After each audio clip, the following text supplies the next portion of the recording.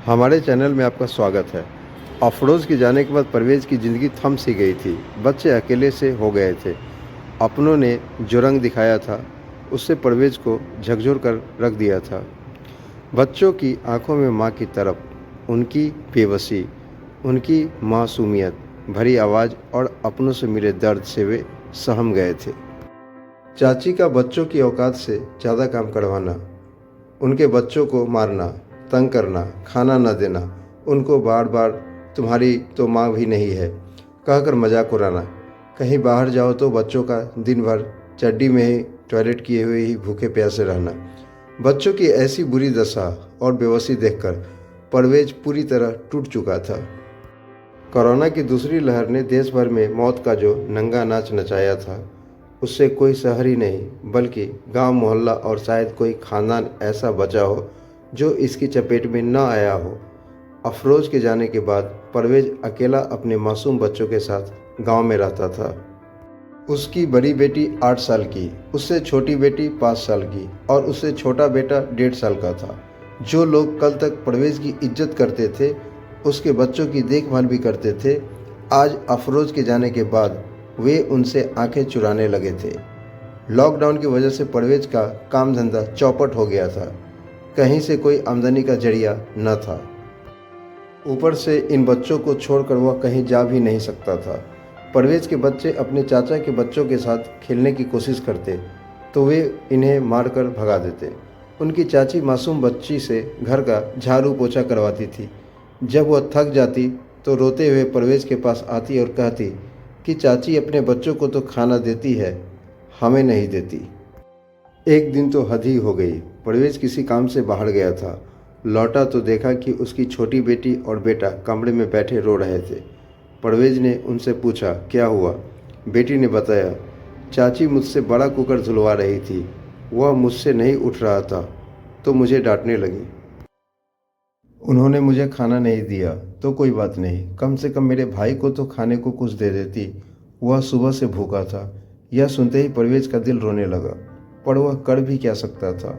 कुछ दिनों बाद उसे काम के सिलसिले में वापस मुंबई जाना था। घर पर पड़े पड़े कई महीने गुजर गए थे। जब परवेज ने अपनी बड़ी बेटी को बताया तो वह बोली, अब्बा हम अकेले कैसे रहेंगे, हमें भी साथ ले चलो। परवेज ने उसे समझाया, मैं वहाँ पहुँचकर कुछ दिनों में तुम सबको भी ले जाऊँगा। अचानक बेटी बोली, आप नई अम्मी ले आओ, हमें भी अम्मी चाहिए, आप दूसरी शादी कर लो। परवेज अफरोज को नहीं भुला पा रहा था और फिर नई माँ बच्चों की सही ढंग से देखभाल कर पाएगी या नहीं, इसकी कोई गारंटी नहीं थी। लेकिन बच्चे की जिद ने उसे मजबूर कर दिया और वह भी यही सोचने लगा कि कम से कम बच्चों को वक्त पर खाना तो मिलेगा और देखभाल करने वाला कोई तो होगा। इस तरह परवेज दिल पर पत्थर रखकर मुंबई आ गया और कुछ ही दिन हुए थे कि उसका काम भी चल निकला और जल्दी ही उसके लिए एक रिश्ता आ गया जो उसके एक दोस्त ने बताया था। उसने परवेज को एक फ़ोटो दिखाया और बोला, यह हिना है, इसके 2 बच्चे हैं, शौहर का अभी 1 साल पहले इंतकाल हुआ है, यह भी अपनी माँ के घर है, तुम हाँ बोलो तो मैं बात चलाऊँ। परवेज ने हिना के मासूम बच्चों के बारे में सुनकर हाँ कर दी, क्योंकि वह भी अपने बच्चों की माँ के न होने का दुख जानता था। अगले दिन परवेज ने हिना, उसके माँ बाप और दोनों बच्चों को अपने ही घर बातचीत करने के लिए बुला लिया। उन्होंने परवेज से काम और बच्चों के बारे में पूछा। उसके बाद उन्होंने बताया कि हिना के 2 बच्चों को बचपन से ही डायबिटीज़ है, इन्हें इंसुलिन लगती है, अगर तुम्हें यह रिश्ता मंजूर हो तो बताओ। परवेज ने उन मासूम बच्चों को देखा जो महज 8 साल और 6 साल के थे। फिर मासूम से चेहरे वाली हिना पर नज़र डाली जो अभी जवान ही थी। हाँ कर दी और अगले ही हफ्ते उनका निकाह हो गया।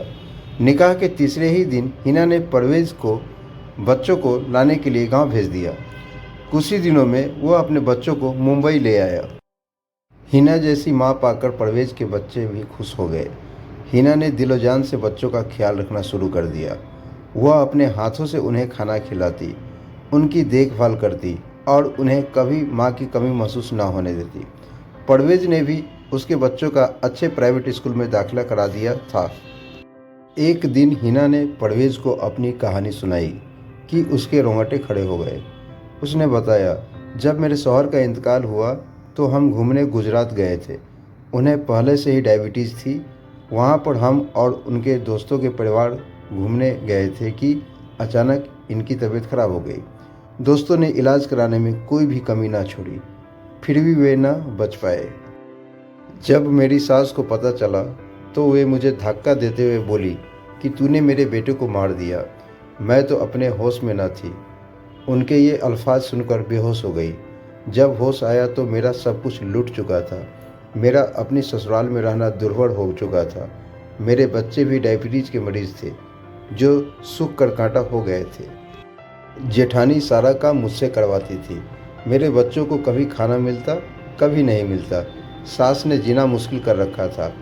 आखिर में मुझे अपने माँ बाप के घर जाना पड़ा। वहाँ मुझे 2 वक्त का खाना तो मिल रहा था, लेकिन शौहर की कमी ने झकझोर कर रख दिया था। अम्मी अब्बा को हमेशा यही बात सताती रहती थी कि बिना शौहर के मेरा और बच्चों का क्या होगा। मेरी भाभी भी बच्चों पर गुस्सा होती रहती थी। उन्हें कभी किचन में नहीं घुसने दिया जाता था। पर अब हिना बहुत खुश थी। शादी के 1 साल बाद परवेज के घर एक चांद सा बेटा हुआ। जो रिश्तेदार उन्हें दुत्कारते थे, आज खुशी खुशी मिलते हैं। हिना की सास भी मिलने आती रहती है। परवेज का भाई भाभी रोज़ फ़ोन पर बच्चों से बात करते हैं और छुट्टियों में मुंबई आ जाते हैं। आज परवेज का घर परिवार खुशहाल है। उसका काम धंधा भी अच्छा चल रहा है। घर में किसी चीज़ की कोई कमी नहीं है। बुरा वक्त कब निकल गया पता ही नहीं चला। कहानी अच्छी लगी हो तो हमारे चैनल को लाइक और सब्सक्राइब जरूर करें।